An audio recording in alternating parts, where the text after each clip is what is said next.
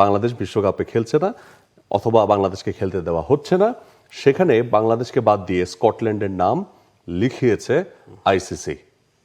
Truly একদম আসলে shocking, কারণ এই মুহূর্তে ভাবছিলাম আমরা হয়তো কোনো পজিটিভ ফিডব্যাক আইসিসির কাছ থেকে পাবো, সেটা হয়নি। আইসিসির সিইও সঞ্জয় গুপ্ত তিনি কিন্তু জানিয়েছেন, যদিও অফিসিয়ালি এখন অবধি আসেনি, ক্রিকবাজের খবরের মারফত আমরা জানতে পেরেছি যে স্কটল্যান্ডকেই তারা চুজ করছে। এটা আগে থেকে জানা ছিল, বাংলাদেশ যদি কোনো কারণে বিশ্বকাপে খেলতে না পারে স্কটল্যান্ড অটোমেটিক্যালি তাদের জায়গাটা রিপ্লেস করবে। কিন্তু এই যে আলোচনার যে প্রক্রিয়াটা, মানে দীর্ঘদিন ধরে গত প্রায় 20-25 দিন ধরেই এই আলোচনাটা চলছে, বেশ কয়েকবার দিন দরবার হয়েছে, মিটিং হয়েছে।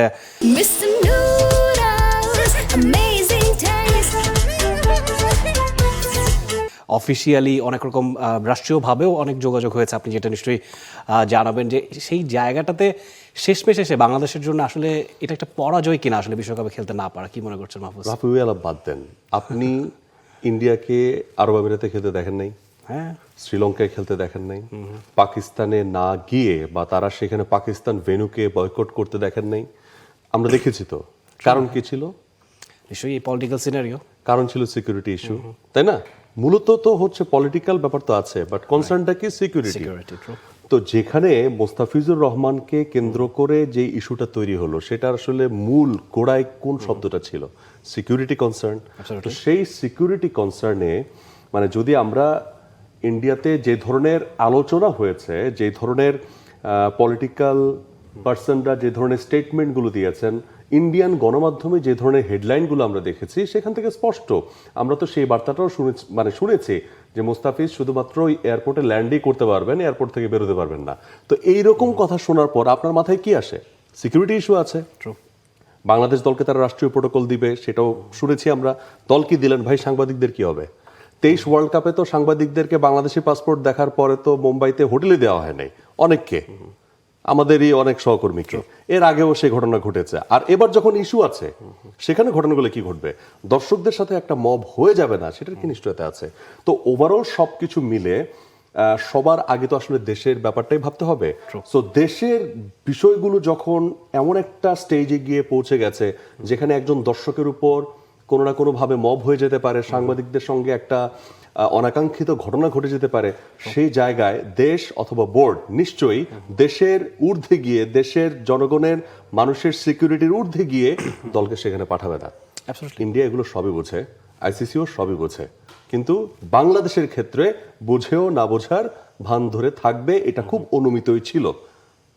এটিকে ক্রিকেটিং ওয়ার্ল্ড কিভাবে আসলে সাপোর্ট করবে এবং কিভাবে ক্রিকেটিং ওয়ার্ল্ড ইন্ডিয়ার এই ডিসিশনটাকে নিবে, সেটাই দেখার বিষয়। কারণ ইন্ডিয়া তার নিজের সিকিউরিটি কনসার্নে পাকিস্তানে না গিয়ে আরব আমিরাতে ম্যাচ খেলতে পারে, পাকিস্তানে না গিয়ে শ্রীলঙ্কায় খেলতে পারে, বাংলাদেশ হলে সমস্যা। ট্রু, আসলে এই জায়গাটা কেন বাংলাদেশ ব্যতিক্রম হলো, এটা নিশ্চয়ই বিসিসিআই, আইসিসি তারা ভালো বলতে পারবেন। মানে এটা এক্সপেক্টেড না, কারণ দুই জায়গায় আপনি ডাবল স্ট্যান্ডার্ড কেন সেট করবেন? ক্রিকেটের ক্ষতি নিয়ে সবাই আলোচনা করছে ভাই, ক্রিকেটের ক্ষতিটা তো আপনি পরে আলোচনা করবেন, আগে দেখবেন যে weather it is possible or not. আপনি কি আপনার দেশের একজন দর্শকের জীবন ঝুঁকিতে ফেলবেন? একজন সাংবাদিকদের জীবন আপনি ঝুঁকিতে ফেলবেন? এবং মাঠে কি হবে প্লেয়ারদের সঙ্গে, এটা তো আপনি অনিশ্চিত এই মুহূর্তে। ওভারঅল সিচুয়েশন যদি কেউ ভারতীয় পলিটিক্যাল সিচুয়েশন, পলিটিক্যাল পার্সনদের স্টেটমেন্ট এবং সেখানকার গণমাধ্যম ফলো করে থাকেন, তাহলে তারা বুঝবেন। আদারওয়াইজ অন্যরা কিন্তু ঠেলতেই থাকবেন, ভাই যাও যাও যাও, খেলো খেলো খেলো। বাট যাও আর খেলার মধ্যে কিন্তু বিষয়গুলো এই মুহূর্তে নাই। সো এই জায়গা থেকে বাংলাদেশের জন্য ব্যাড লাক, কারণ বাংলাদেশ মানে আইসিসি মানে তো আর বাংলাদেশ ক্রিকেট বোর্ড না।